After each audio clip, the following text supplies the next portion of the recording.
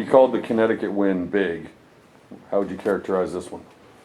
You know, the reason I said that at the time, because I thought that was, the Connecticut game was, it was such a swing. It felt like this is going to be a swing for us, and sometimes it's not, but it felt like it. You know, we came off a disappointing loss, particularly the way it went down the last 10 minutes. It felt like we definitely, you know, we're back home against a dangerous team. We had to get it going back up here. That's why I felt like it was, you know, and home games are so critical. I mean, in this, geez, you know, you got to hold your home court. But no, this is, of course, bigger for many reasons. Certainly doesn't make us the favorite to win the league by any stretch, but it does continue to put. We felt like we are still in the league race before this game, but we felt like we definitely needed to win to have a realistic chance. The only way, I told the team before, I said, you know, if we have real plans of winning the league, we have to win today. And if we don't, then we're going to have to hope for a whole bunch of help. And that's usually not a great, you know, hope, not a great strategy ever. And especially as good as Houston is, I didn't think that was going to work. Didn't mean we didn't have a lot still to play for. Didn't mean we couldn't still have a chance. Didn't mean all that. And of course, you know, for tournament later on, you know, it's another top 20 or whatever win for us. And of course, you know, we needed that as well. So this was a very, very, very critical game for us. But on the flip side of that, Tulane's just as critical for you know, the same type of reasons. If you want to stay in the race, if you want to stay in the race for the tournament, you have to win those. So the truth is, they're all so big because your margin of error is basically zero. How'd that seat look for you watching Vanderbilt hit that three-pointer?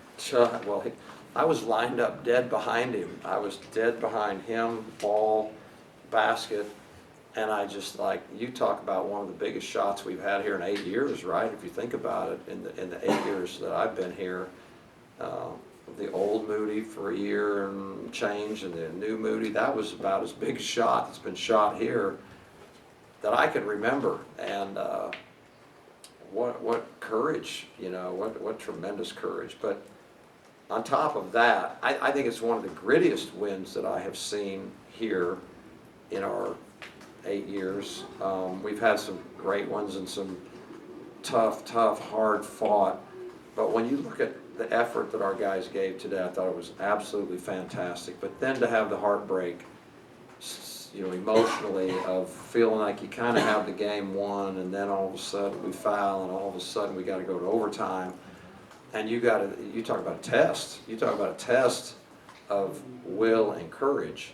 And so at the timeout, you know, I told him, I said, well, this will just, to me, this will be one of the greatest wins we've had here, period. If you're going to come back from that, and you're not going to put your head down, you're going to fight through this, will be one of the toughest, grittiest wins ever in this building, or at least for many, many years. And I really feel that way.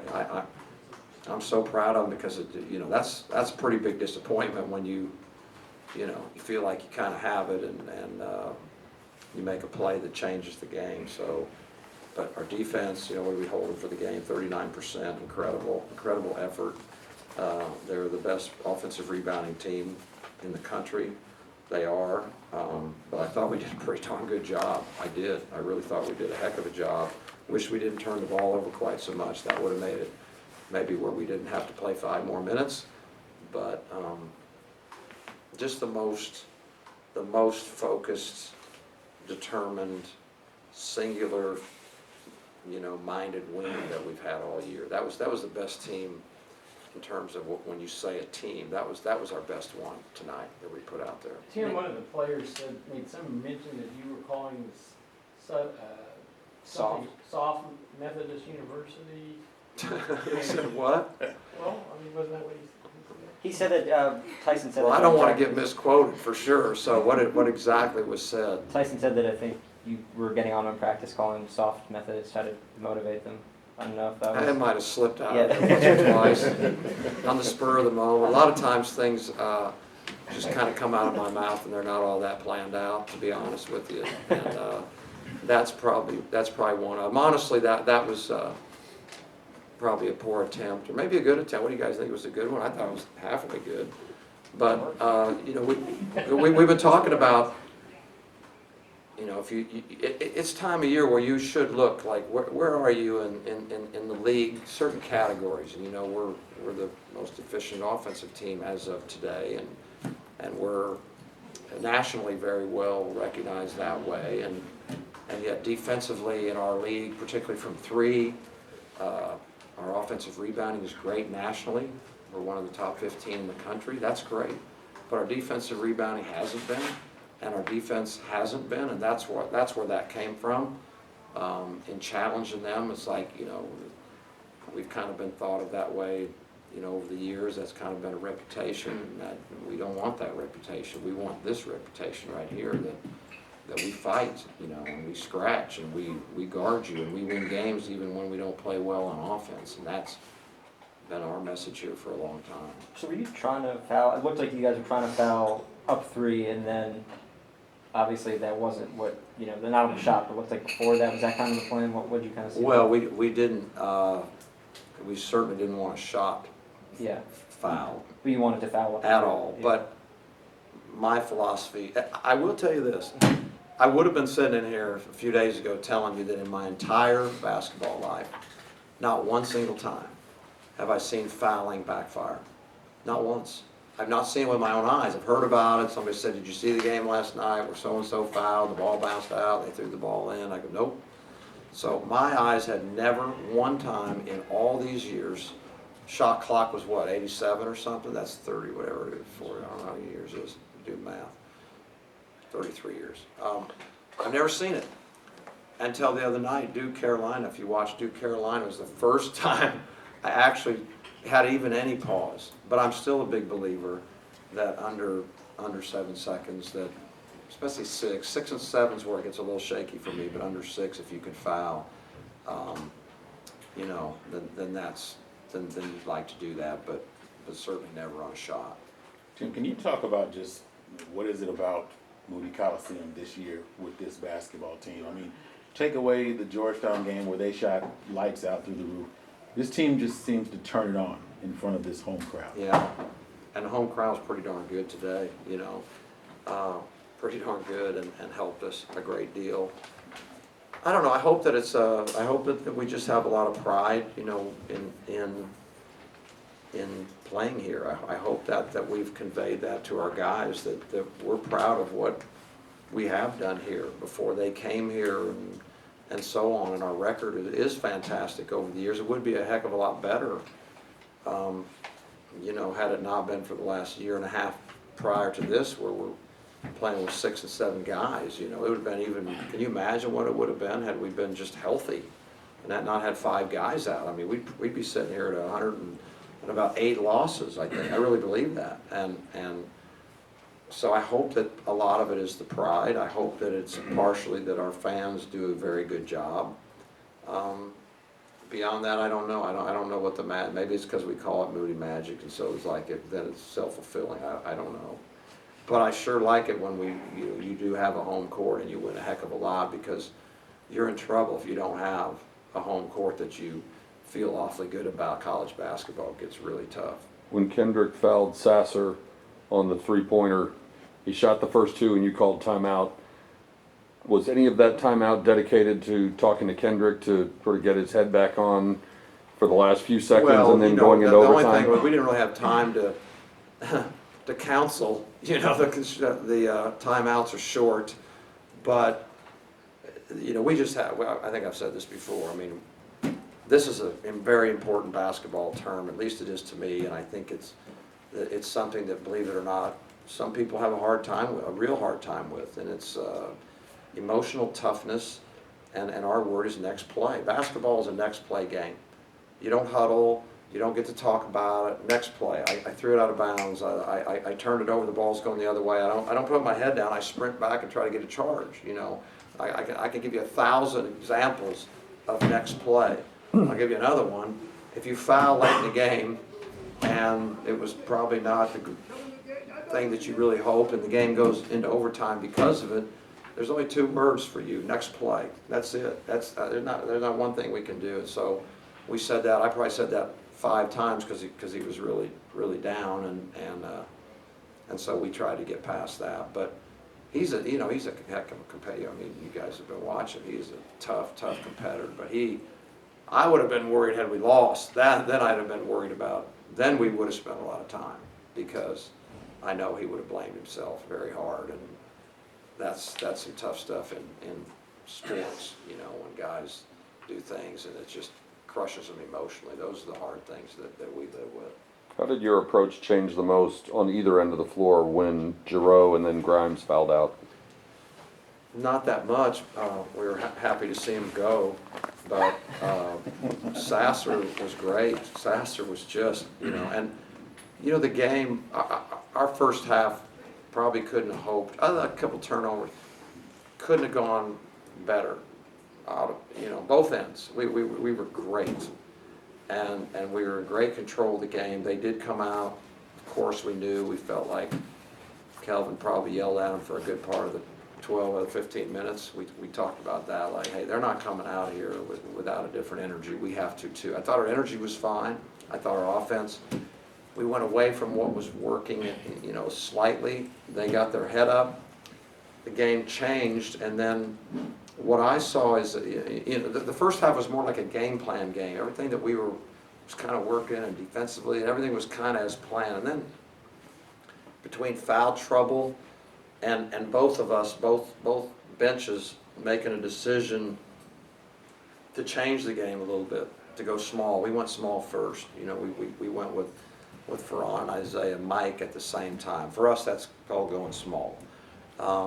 They countered going small, and down the stretch, if you look at it, it was a small ball game.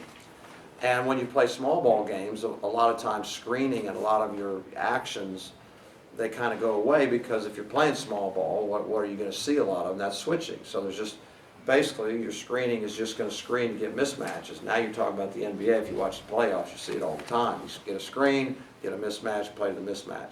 That game turned into small ball, and it turned into basically it turned into what we learned in 6th grade, where it's like, I'll take you and you take me. We're going to play one-on-one in the driveway and see who can win. And a lot of that is what it turned into. Sasser was fantastic. I liked us a lot when we moved the ball and drove the ball. I didn't like us when we got stagnant. That's when I thought we played some poor offense, and I thought that hurt us. But the game changed a lot. The last 10 minutes of the game, including overtime, or maybe more, was small ball with guys just having to make plays. Is Ferran and Isaiah, Mike, is that like your best options, you think? I know going small, is that kind of where you think your best lineup is? But see, it's not, but you can't, every game's different, and then you're going to play somebody, and the next night you're looking at 280, 7 foot, 280 pounds. And you go, whew, well, they'll have trouble guarding us, we'll have trouble guarding them. Where's that going to go? I don't want to just sell out to that. I want Isaiah J.C., I want Ethan, I want Everett. They're important, and I want some games they need to play a lot of minutes, and maybe one of them's going to really have a great night individually played, but some nights it's going to go the other way, and it's a feel for the game. Sometimes you have a plan, and it all changes once the game starts. I can tell you that was not necessarily the plan for this game, because they're such a great rebounding team. So in a way, what we really thought was we're probably going to really rotate and try to keep our big guys fresh for the pounding on the boards. And yet, just from what my gut feeling was to make a change on that, but it wasn't really something that we planned on doing before the game. Coach, did you try to recruit Sasser when he's coming out of high school? Yeah, we did. We probably maybe should have done it harder. What do you think? He was great tonight. Tim, the inbounds play at the end, they wanted to go with Harris, was kind of lob it up there. You took that away. It's not a lot of time. I didn't see if you were able to get some instruction in there. But here you talk about frustrating. So I called timeout because I felt like I'd rather be organized, even though they get a timeout in the deal. And I'm looking at a .2 on the clock, and I know that at .2 you can't shoot a ball. So I put Isaiah J.C. in to be on the ball, to put our biggest guy on the ball, and then basically we're just going to all stand in the lane, is the plan. because they gotta tip it, so how are they gonna do that if there are 5 guys standing in the lane, well, 4 and 1 guy on the ball? Well then, so then they're reviewing, this is a rule, they should change this rule. It's a ridiculous rule. So I call a timeout to do that, but I also know they may change that clock, and I go to him, I go, I should get a timeout after you tell us how much time there is. The clock should not start on a timeout when you're over there reviewing this stupid thing. Because I'm going to tell them, hey, .2, stand in the lane, and we're going to go out there and it's .6. What if I was out of timeouts? What if we were out of timeouts? And I've told them, stand in the lane with the big guy in the ball, and they go, hey, guess what, it's .7, and they come running off the screen and nobody's guarding, and we're like, we look like the dumbest people that ever lived. So we had to call another timeout. And what was our last one? So what happens if we needed another one? Well, it's a bad rule, is what I'm telling you. But we knew they would probably try to throw it to the rim, and that's what we were like, with point, was it 6 or 7, whatever, it's like, they got to throw it up pretty quick, and we just said, okay, these are the principles we're going to follow. And we changed Isaiah not to be on the ball. We put him in front of the rim. We put our biggest guy in front of the rim, knowing, okay, you want to throw it up there, we're going to bat it. And then we're going to have a chance to guard the shooters. So it worked out, but pretty scary because you have no idea what they're going to run. And, if you just play your normal one, is that going to work?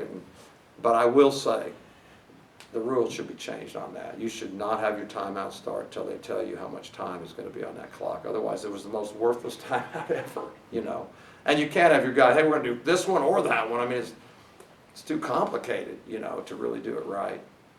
You talked about the tournament, I think, in your first answer. I'm curious, do you feel like there's games on the schedule, there's enough kind of rope out there to put yourselves in position to get there, the NCAA tournament? Oh, yeah, absolutely. Yeah, for sure.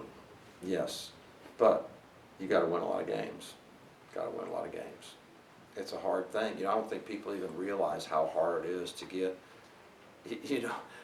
they start talking about it in June, who's going to be in and who's going to be out. And it's honestly, when you're a coach, it's pretty ridiculous because, does anybody ever really thought it through how many teams get invited?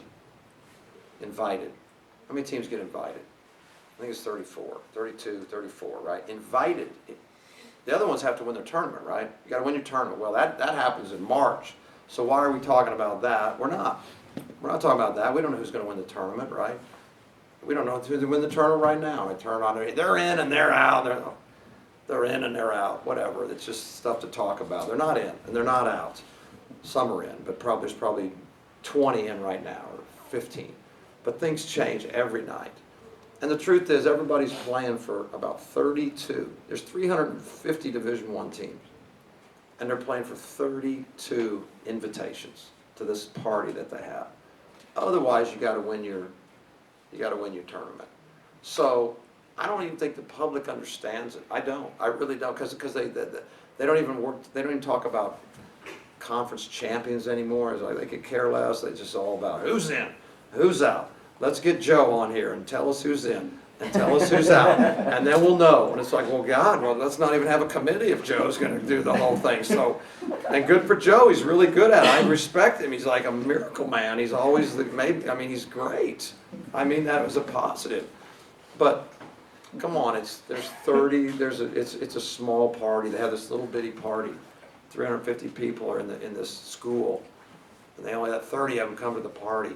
And otherwise, you got to bash in the back door when you go play 3 or 4 games at a conference tournament. That's how you get in the tournament. So I don't think people understand it.